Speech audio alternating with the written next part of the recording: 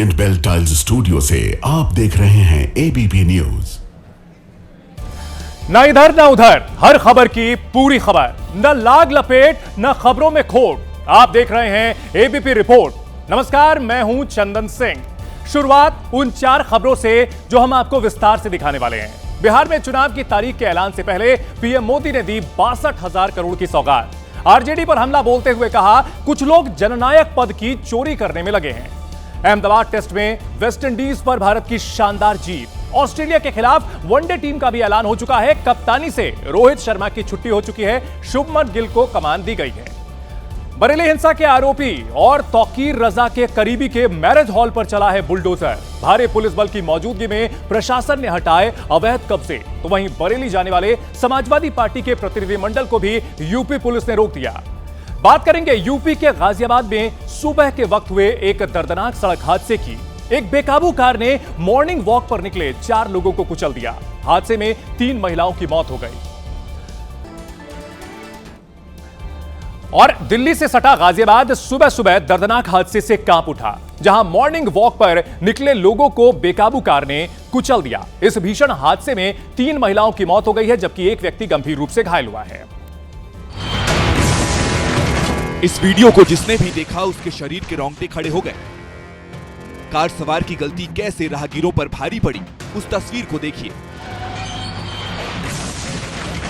सुबह का वक्त था, शनिवार का दिन था, सड़कें खाली थी। 3 महिलाएं और एक पुरुष सड़क पार करते दिखे और बिल्कुल नियम अनुसार कट पर दूसरी ओर से आ रही कार का इंतजार करने लगे। तभी अचानक कार आई और उसने सबको कुचल दिया। मौके पर ही चीख पुकार मच गई। लोग घायलों को बचाने दौड़े, लेकिन 2 महिलाओं की मौत मौके पर ही हो गई, जबकि एक महिला ने अस्पताल में दम तोड़ा। पुरुष अस्पताल में भर्ती है। मौके पर पुलिस पहुंची और इस कातिल कार को बरामद कर लिया, लेकिन आरोपी ड्राइवर टक्कर के बाद मौके से फरार हो गया, जिसकी तलाश हो रही है। उत्तर प्रदेश के अमरोहा में हुए भयंकर सड़क हादसे को देखकर लोगों का कलेजा कांप उठा, जहां एक बेकाबू कार डिवाइडर से टकरा गई। इसमें 2 लोग गंभीर रूप से घायल हो गए। तेज रफ्तार कार आई और ऐसे डिवाइडर से टकराई।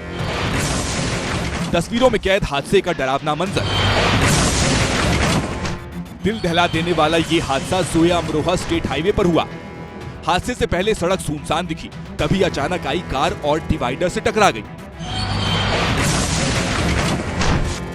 हादसे के बाद की तस्वीरें और भी ज्यादा खतरनाक हैं। कार का आगे का हिस्सा पूरी तरह टूट फूट कर बिखर गया। कार चालक और कार सवार महिला को गंभीर चोटें आई हैं। गनीमत ये रही कि हादसे के वक्त कार में एक नवजात बच्चा भी मौजूद था, लेकिन वो पूरी तरह स्वस्थ है। घायलों का अस्पताल में इलाज जारी है। रूस के सेंट पीटर्सबर्ग में एक दर्दनाक हादसा हुआ। एक तेज रफ्तार टैक्सी नदी में गिर गई, जिसमें एक व्यक्ति की मौत हो गई। यह हादसा वहां लगे सीसीटीवी कैमरे में कैद हो गया। तेजी से आई कार और नदी में समा गई। सुरक्षा बैरियर तोड़ ताड़ कर कार का ऐसा हादसा आपने देखा है कभी? जैसे ही कार नदी में गिरी, गिरते ही पहले तो पानी की उछाल दिखी, इसके बाद कार में आग लग गई। इस बेकाबू टैक्सी में ड्राइवर के अलावा एक महिला यात्री सवार थी, जिसकी मौके पर ही मौत हो गई, जबकि अस्पताल में भर्ती घायल ड्राइवर को नशे के संदेह में पुलिस ने गिरफ्तार कर लिया है। 26 सितंबर को बरेली में हुए बवाल के बाद से ही यहां बुलडोजर एक्शन लगातार जारी है। आज फिर एक बार बरेली के बाजार में बुलडोजर चला और इस बार बरेली में बवाल करने के आरोपी तौकीर रजा के खास डॉक्टर नफीस की संपत्ति को गिराया गया। नफीस के अवैध बारात घर को प्रशासन के बुलडोजर ने कुछ घंटों के अंदर ही जमींदोज किया। सबसे पहले मेन गेट के आगे लगे गोल्डन बोर्ड को गिराया गया। बोर्ड गिराने के बाद बारी थी मेन गेट की, जिस पर ताला लगे होने के बाद भी बुलडोजर उसे तोड़कर अंदर चला गया। अंदर जाकर भी प्रशासन की टीम ने अवैध हिस्सों को नहीं बख्शा। बुलडोजर से खोद खोद कर शादी घर की दीवारों को तोड़ा गया।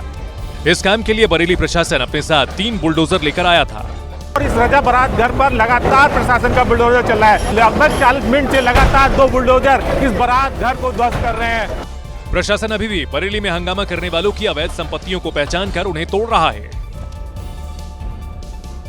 बरेली के बवाल में अब तक 84 लोगों पर कार्रवाई हो चुकी है, लेकिन अभी भी प्रशासन रुका नहीं है। आज अतिक्रमण हटाने के नाम पर प्रशासन ने बवाल कराने के आरोपी नफीस के शादी घर को चकनाचूर कर दिया है। तौकीर रजा के करीबी डॉक्टर नफीस के बारात घर को हथौड़े से तोड़ा गया। हथौड़े का जोर सिर्फ दीवारों पर नहीं बल्कि शादी घर के अंदर रखी टीवी पर भी दिखा। बवाल करने वाले आरोपियों की अवैध संपत्ति को तोड़ने के लिए नगर निगम और बरेली डेवलपमेंट अथॉरिटी अपने साथ भारी भरकम पुलिस फोर्स लेकर पहुंची थी। बावजूद इसके कैमरे के सामने अधिकारियों ने इस कार्रवाई को बरेली के बवाल से अलग बताया। लेकिन बवाली से हम लोग कोई मतलब नहीं, हम लोग वीडियो की रोटेशन पे कर रहे हैं। डॉक्टर नफीस के शादी घर के साथ ही बरेली की गलियों में भी आज बुलडोजर चलता रहा। उत्तर प्रदेश के फर्रुखाबाद में कोचिंग सेंटर में जोरदार धमाका हो गया। इस धमाके में 2 लोगों की मौत की खबर है। जिस बिल्डिंग में धमाका हुआ उसकी पहली मंजिल पर लाइब्रेरी थी और दूसरी मंजिल पर कोचिंग क्लासेस चल रही थी। बताया जा रहा है इस बिल्डिंग के नीचे जो सेप्टिक टैंक था उसमें मीथेन गैस का रिसाव हुआ और इसके बाद जोरदार धमाका हो गया। धमाका इतना तेज था कि पहली मंजिल पर मौजूद लाइब्रेरी और दूसरी मंजिल पर मौजूद कोचिंग सेंटर में रखा सामान बिखर गया। हादसे में 5 लोग घायल हुए हैं जिन्हें अस्पताल में भर्ती कराया गया। बताया जा रहा है कि धमाके के बाद बिल्डिंग के हिस्से कई मीटर दूर तक जाकर गिरे और तस्वीरों में देखा जा सकता है कि किस तरह से यह बिल्डिंग बुरी तरह से क्षतिग्रस्त हुई है। प्रशासन की टीम मौके पर पहुंची है और नुकसान का अंदाजा लगाने की कोशिश की जा रही है। देखिए यहां पर लाइब्रेरी थी, साथ ही साथ कोचिंग सेंटर भी चलाया जा रहा था, लेकिन यहां भीषण हादसे के बाद अब सिर्फ और सिर्फ बर्बादी की तस्वीरें देखने को मिल रही हैं। उत्तर प्रदेश के शामली से हैरान करने वाली तस्वीरें आई हैं। यहां अस्पताल के इमरजेंसी वार्ड में एक दबंग घुस गया और यहां मारपीट शुरू कर दी। और ये सब पुलिस के सामने हुआ। दबंग कमरे में घुसा और 2 मरीजों पर लाठी चला दी। दोबारा देखिए, डॉक्टर मरीजों से बात कर रहे हैं। 2 पुलिस वाले भी वहां मौजूद हैं।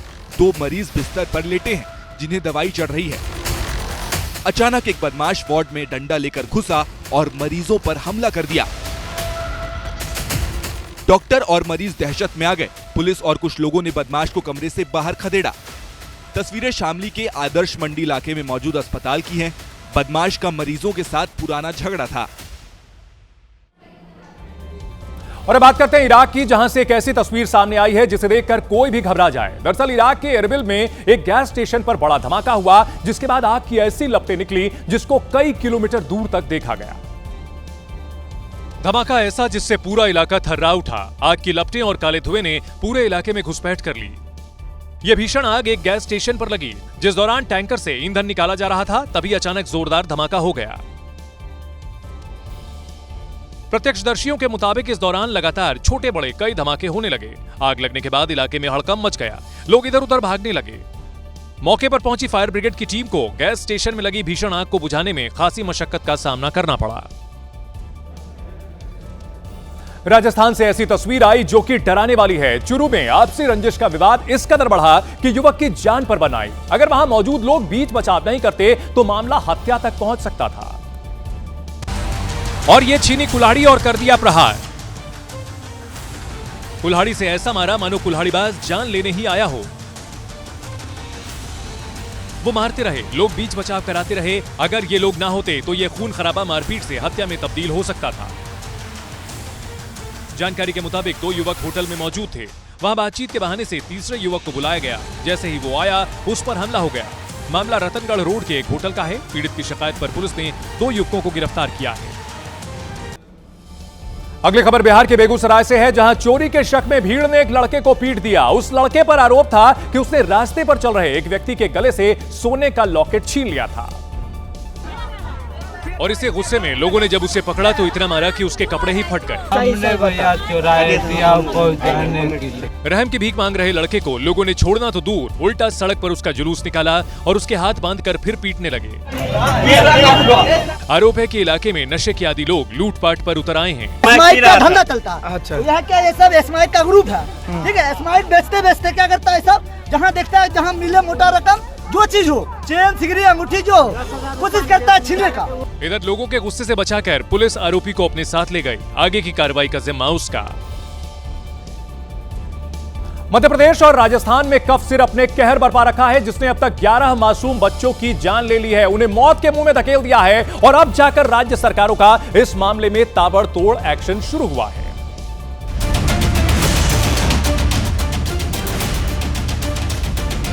Madhya Pradesh cold drink syrup पर लगा बैन। राजस्थान में ड्रग कंट्रोलर निलंबित।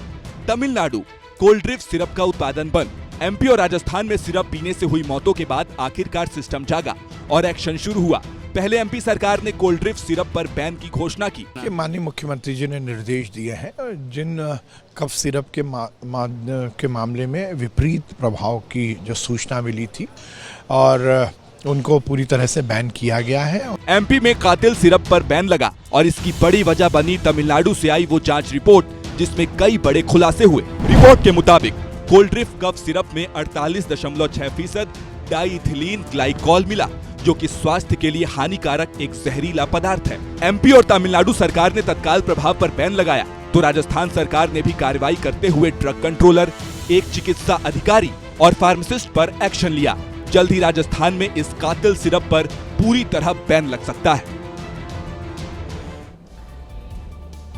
और इस मामले में केंद्रीय स्वास्थ्य विभाग ने जो एडवाइजरी जारी की है, उसे देश के हर मां बाप को जानना जरूरी है। कफ सिरप को लेकर स्वास्थ्य मंत्रालय ने यह कहा है कि 2 साल से कम उम्र के बच्चों को कफ सिरप नहीं देना चाहिए। यही नहीं, 5 साल से कम उम्र के बच्चों को भी कफ सिरप देने से बचना चाहिए। इसके अलावा स्वास्थ्य विभाग ने यह भी कहा है कि बच्चों को दवा देने से पहले डॉक्टर की सलाह जरूर लेनी चाहिए, यानी खुद से बच्चों को दवा ना दें। साथ ही बच्चों को पर्याप्त मात्रा में गर्म पानी और भाप भी देनी चाहिए।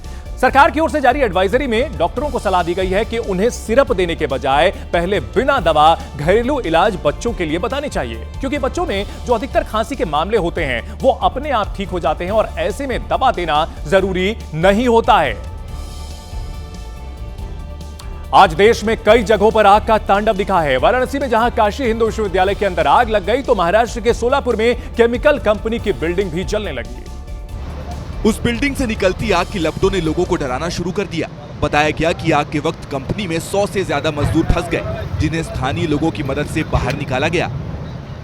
इसी तरह वाराणसी के काशी हिंदू विश्वविद्यालय में इंडो लैब में आग लग गई। बारिश के बाद जमीन पर भरे पानी से लड़ते हुए फायर ब्रिगेड की टीम आग तक पहुंची। खिड़की से निकल रही आग की लपटों को शांत किया गया। यही हाल हैदराबाद का भी रहा। वहां लोथुकुंटा के पास साइकिल दुकान में आग लग गई, जिसकी जद में आने से 8 दुकानें एक साथ जली। उत्तराखंड के हरिद्वार में इन दिनों हाथियों की दहशत देखी जा रही है। जंगल से निकलकर हाथी रिहायशी इलाकों में पहुंच रहे हैं और इससे ग्रामीणों की जान को खतरा पैदा हो गया है। 6 हाथियों का झुंड जैसे ही शहर में घुसा, वैसे ही अफरा तफरी मच गई। एक के बाद एक हाथी जब चिंघाड़ते हुए आगे बढ़े तो ग्रामीण भी सहम कर छिपते नजर आए। रोड पर चल रहे लोगों ने अपनी गाड़ियां रोक दी। काफी देर तक शहर में घूमने के बाद हाथियों का झुंड सड़क किनारे खड़ा हो गया। इस दौरान वहां पर मौजूद लोगों ने जब शोर मचाया, तब जाकर कहीं हाथी वहां से चलते बने। ग्रामीणों का कहना है कि वन विभाग की लापरवाही से उनकी जान को खतरा बना हुआ है। कई बार की शिकायत के बाद भी कर्मचारी ध्यान नहीं देते।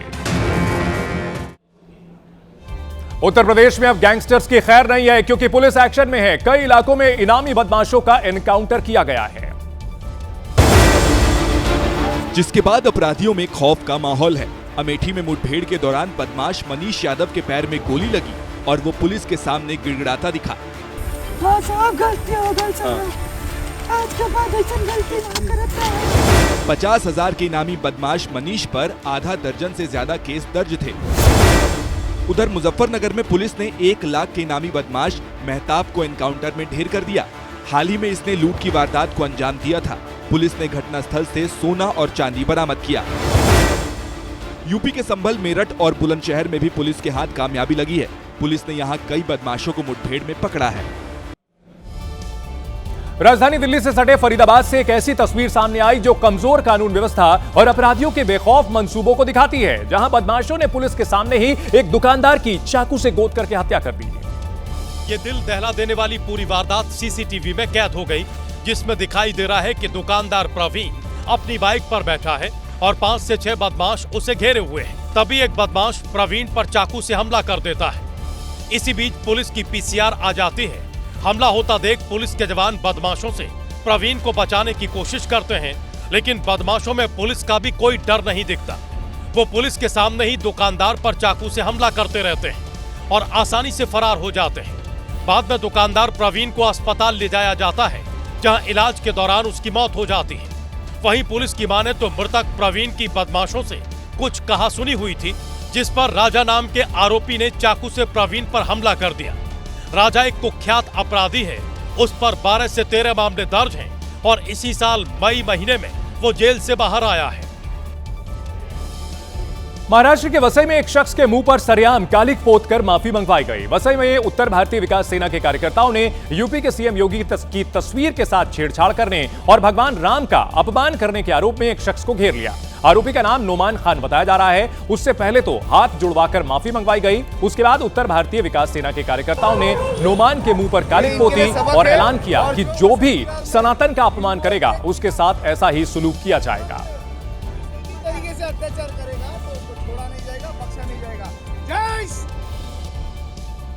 हैदराबाद के कोंडापुर में एक बार फिर प्रशासन का बुलडोजर वाला एक्शन देखने को मिला। करीब 36 एकड़ सरकारी जमीन को अवैध कब्जे से मुक्त कराया गया। सबसे पहले अवैध मकानों को हटाया गया और फिर बुलडोजर दुकानों पर भी चला। हैदराबाद के कोंडापुर में सरकारी जमीन पर लोगों ने अवैध कब्जा करके रखा था। बुलडोजर के ताकतवर पंजे ने एक के बाद एक वहां से अतिक्रमण हटा दिया। हैदराबाद डिजास्टर रिस्पांस और एसेट्स प्रोटेक्शन एजेंसी के मुताबिक यहां 3600 करोड़ की जमीन पर अवैध कब्जा किया गया था, जिसे प्रशासन ने खाली कराया। उत्तर प्रदेश के बरेली में धार्मिक और सियासी बवाल मचा हुआ है। इस बीच समाजवादी पार्टी के डेलीगेशन ने जब बरेली कूच की कोशिश की तो पुलिस ने पार्टी नेताओं को हाउस अरेस्ट कर दिया। अखिलेश यादव के निर्देश पर समाजवादी पार्टी का 14 सदस्यीय डेलीगेशन लखनऊ से सुबह 8 बजे बरेली निकलने वाला था, लेकिन जैसे ही इसकी खबर पुलिस को मिली, फौरन नेता विपक्ष माता प्रसाद पांडे को हाउस अरेस्ट कर लिया गया। समाजवादी पार्टी का कहना है कि बरेली में बेगुनाह लोगों को जेल भेजा गया है और इसी की तहकीकात करने के लिए अखिलेश यादव ने डेलीगेशन तैयार किया है। इसी तरह संभल में भी समाजवादी पार्टी के सांसद जियाउर रहमान बर्क के घर के बाहर पुलिस तैनात हो गई और उन्हें भी बरेली जाने से रोक दिया गया। बरेली जाने की तैयारी इकरा हसन, हरेंद्र मलिक और मोहिबुल्ला नकवी भी कर रहे थे, लेकिन तीनों को गाजियाबाद से आगे नहीं बढ़ने दिया गया। अब समाजवादी पार्टी के नेता कह रहे हैं कि बरेली का सच बाहर ना आ जाए, इसके लिए सरकार इस तरीके के हथकंडे अपना रही है। छत्तीसगढ़ के बिलासपुर से दो समुदायों के बीच तनाव की खबर आई। आरोप है कि मंदिर में एक युवक ने भगवान का अपमान किया। मामला बिलासपुर के अशोकनगर इलाके का है, जहां लाठी डंडे लेकर घरों से निकले हिंदू समुदाय के लोगों का गुस्सा भड़क गया। लोग एक घर में तोड़फोड़ करते दिखे। इस तनाव की वजह बना है एक मुस्लिम युवक जिस पर शिवलिंग के अपमान का आरोप लगा है। ये बात इलाके में तेजी से फैल गई। बड़ी संख्या में हिंदू समाज के लोग सड़क पर उतर आए। इस तनाव की वजह से इलाके में कई घंटे तक अफरा तफरी का माहौल बना रहा। मामला बिलासपुर के अशोकनगर इलाके का है। पुलिस ने आरोपी युवक को हिरासत में ले लिया। यूपी के झांसी में उस वक्त हड़कंप मच गया जब पुरानी रंजिश के चलते एक ही खानदान के दो पक्ष लाठी डंडे लेकर आपस में भिड़ गए। इस खूनी संघर्ष में लोगों ने अपने ही रिश्तेदारों पर जमकर लाठियां भाजी, जिसमें कई लोग घायल हो गए। घायलों में बड़ी संख्या महिलाओं की बताई जा रही है। ये पूरा मामला झांसी के गजगांव का है। यहाँ अशोक प्रजापति का उन्हीं के परिवार के दूसरे प्रजापति परिवार से पुराना विवाद चला आ रहा था, लेकिन नवमी की पूजा के दौरान दोनों पक्ष किसी बात को लेकर भिड़ गए, जिसके बाद दोनों के बीच जमकर लाठी डंडे चले। इसी लड़ाई में कई लोगों के सिर फट गए, जिन्हें इलाज के लिए अस्पताल में भर्ती कराया गया है। अब पुलिस मामले की जांच में जुटी है। भारत में कहावत है कि चीन का माल कभी टिकता नहीं है और इसे अब खुद चीन के लोग भी भुगत रहे हैं। देर रात हुनान प्रांत में हुए एक ड्रोन शो में ऐसा नजारा दिखाई दिया जिसमें लोग अपनी जान बचाते हुए नजर आए। आसमान से सैकड़ों ड्रोन की बारिश हो रही थी। इस हैरतअंगेज नजारे को देखने के लिए हजारों लोग जुटे थे, लेकिन तभी कुछ एक ड्रोन एक के बाद एक आसमान से नीचे आते ही फटने लगे। फिर क्या था, चीख पुकार मच गई। लोग जान बचाकर इधर उधर भागने लगे। घटनास्थल पर मौजूद लोगों ने अपने सिर पर कुर्सियां उठा ली ताकि चिंगारी से बचा जा सके। ऐसा लग रहा था मानो आसमान से अंगारों की बौछार हो रही हो। कुछ ड्रोन पास के एक जंगल में गिरे। देखते ही देखते पूरा जंगल धधक उठा। कई एकड़ वनस्पति पल भर में राख के ढेर में तब्दील हो गई। पीएम मोदी ने बिहार के युवाओं को बड़ी सौगात दी है। पीएम ने युवा संवाद कार्यक्रम के दौरान 62,000 करोड़ रुपए की परियोजनाओं की आधारशिला रखी। इस दौरान उन्होंने जननायक शब्द को लेकर कांग्रेस पर हमला बोला। कार्यक्रम को संबोधित करते हुए पीएम मोदी ने नीतीश कुमार के नेतृत्व को सराहा और इस दौरान उन्होंने इशारों में राहुल गांधी को जननायक वाले मुद्दे पर घेर लिया। कर्पूरी ठाकुर जी को जननायक ये सोशल मीडिया की ट्रोल करने वाली टीम ने नहीं बनाया। कर्पूरी ठाकुर को जननायक बिहार के जन ने बनाया। आजकल लोग ये जननायक की भी चोरी करने में लगे हैं। दरअसल कांग्रेस का social media wing Rahul Gandhi को जननायक बताता है और यही वजह है कि पीएम ने इस शब्द के जरिए राहुल गांधी पर निशाना साधा। इस कार्यक्रम में सीएम नीतीश कुमार भी वर्चुअली जुड़े थे और अब उनका एक वीडियो वायरल हो रहा है जिसमें नीतीश कुमार करीब 40 सेकंड तक हाथ जोड़े हुए नजर आ रहे हैं। इस वीडियो के सामने आने के बाद आरजेडी एक बार फिर मुख्यमंत्री के स्वास्थ्य पर सवाल उठा रही है। तमिलनाडु के थेनी में अक्टूबर के महीने में भारी बारिश ने जिंदगी पटरी से उतार दी है। कई इलाकों में बाढ़ जैसे हालात बने हुए हैं क्योंकि तेज बारिश के बाद पहाड़ों से गिर रहे कई झरने उफान पर आ गए हैं। पानी जिस रफ्तार से नीचे गिर रहा है उसे देखकर लोग खौफजदा हैं। तस्वीरें तमिलनाडु के थेनी के मेघमलाई झरने की हैं, जिसने मूसलाधार बारिश के बाद विकराल रूप ले लिया है। आसपास रहने वाले लोग दहशत में हैं, क्योंकि थेनी में बाकी झरनों का भी हाल ऐसा ही है, जिसकी वजह से कई गांवों में पानी घुस गया है और लोगों की जिंदगी पर संकट खड़ा हो गया है। मध्य प्रदेश के बालाघाट में एक शराबी ने ट्रेन रोक दी। शराबी युवक काफी देर तक ट्रेन ट्रैक पर हंगामा करता रहा, जिसके चलते करीब 15 मिनट तक ट्रेन खड़ी रही। ट्रेन हॉर्न दे रही थी और शराबी ट्रैक पर ऐसे घूम रहा था जैसे टहलने निकला हो। जब शराबी नहीं हटा तो ट्रेन के लोको पायलट ने बाहर निकलकर शराबी को हटने को कहा, लेकिन शराबी अपनी धुन में मस्त था। ट्रेन के हॉर्न और लोको पायलट के बार बार समझाने पर शराबी कुछ कदम आगे बढ़ता तो ट्रेन थोड़ा आगे बढ़ती, लेकिन शराबी युवक पलटकर फिर वापस ट्रेन की ओर चल देता, जिससे ट्रेन के पहिए फिर थम जाते। करीब 15 मिनट तक शराबी युवक ऐसे ही ट्रेन ट्रैक पर हंगामा करता रहा, जिसके बाद कुछ लोग ट्रेन से बाहर आए और शराबी युवक को पकड़कर ट्रैक से हटाया, जिसके बाद ट्रेन आगे जा सकी। बिहार में कुछ ही दिन में विधानसभा चुनाव का ऐलान हो जाएगा। आज मुख्य चुनाव आयुक्त पटना पहुंचे थे। यहां उन्होंने 12 राजनीतिक दलों के साथ चर्चा की। मुख्य चुनाव आयुक्त ज्ञानेश कुमार की अध्यक्षता में हुई इस बैठक में राजनीतिक दलों ने कई सुझाव दिए। बीजेपी की तरफ से दिलीप जायसवाल ने जहां चुनाव को 2 चरणों में कराए जाने की मांग की, तो जेडीयू ने मांग उठाई कि इस बार के चुनाव 1 चरण में ही पूरे कराए जाने चाहिए। वहीं आरजेडी का कहना था कि चुनाव 2 चरण में ही होने चाहिए। सभी दलों ने एक सुर में कहा कि छठ पर्व के बाद जितनी जल्दी चुनाव हो सके करवाया जाना चाहिए, ताकि ज्यादा से ज्यादा संख्या में लोग वोट कर सकें। बीजेपी ने चुनाव आयोग से मांग की है कि जो मुस्लिम महिलाएं नकाब पहनकर आती हैं, उनके चेहरे का मिलान महिला पुलिसकर्मियों से कराया जाए। वहीं आरजेडी ने कहा कि एसआईआर के तहत जिन विदेशी या घुसपैठियों के नाम काटे गए हैं, उन्हें चुनाव आयोग सार्वजनिक करे। अब चुनाव आयोग की टीम 5 अक्टूबर को वापस दिल्ली रवाना हो जाएगी, जिसके बाद कभी भी तारीख की घोषणा किए जाने की उम्मीद है।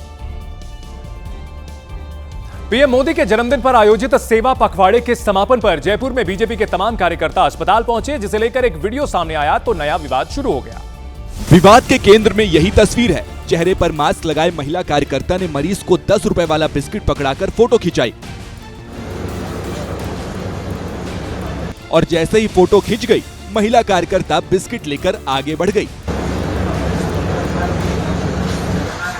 जिसका वीडियो सोशल मीडिया पर वायरल हुआ तो बीजेपी की महिला कार्यकर्ता लोगों के निशाने पर आ गई। हालांकि महिला के साथ अस्पताल पहुंचे दूसरे बीजेपी कार्यकर्ता जरूर मरीजों को बिस्किट और केला बांटते दिखाई दिए।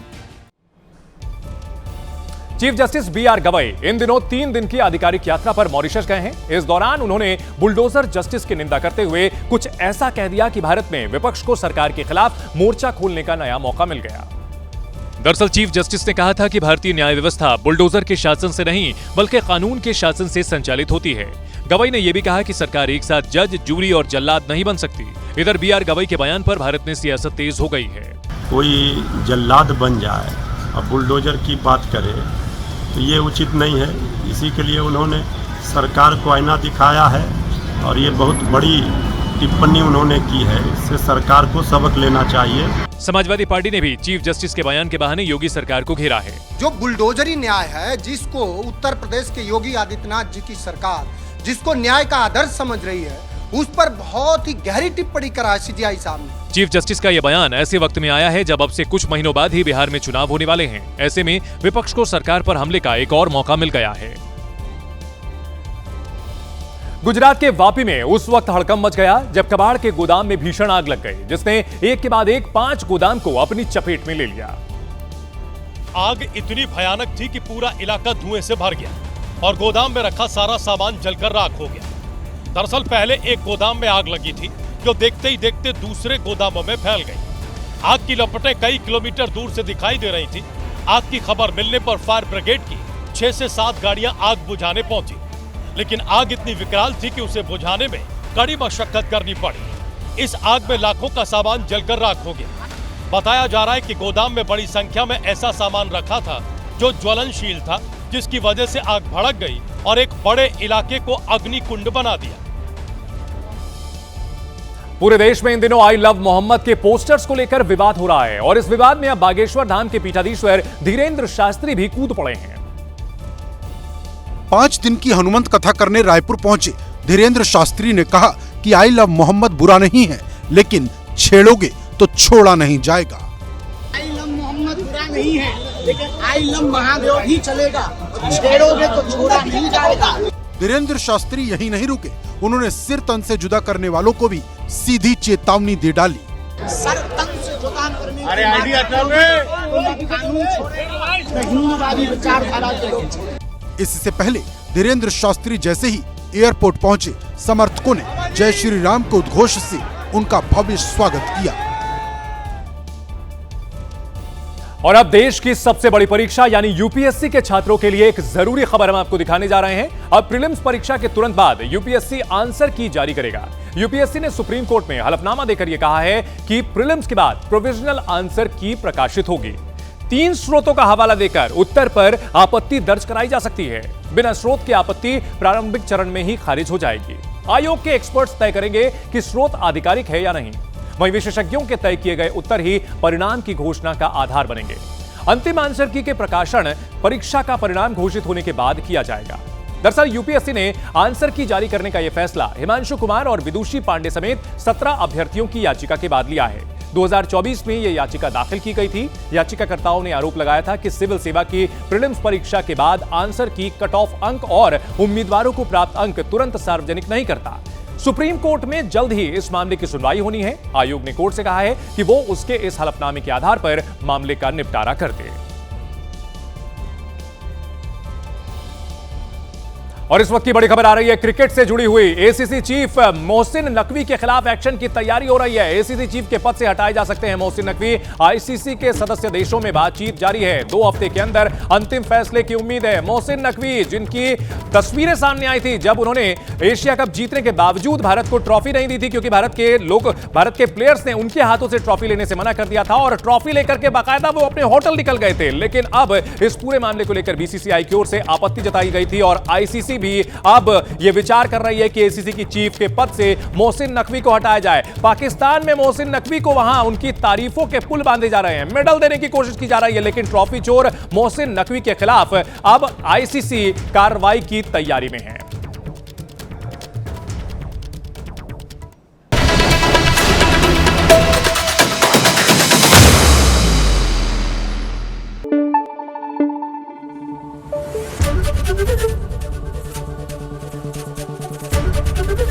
एबीपी न्यूज आपको रखे आगे।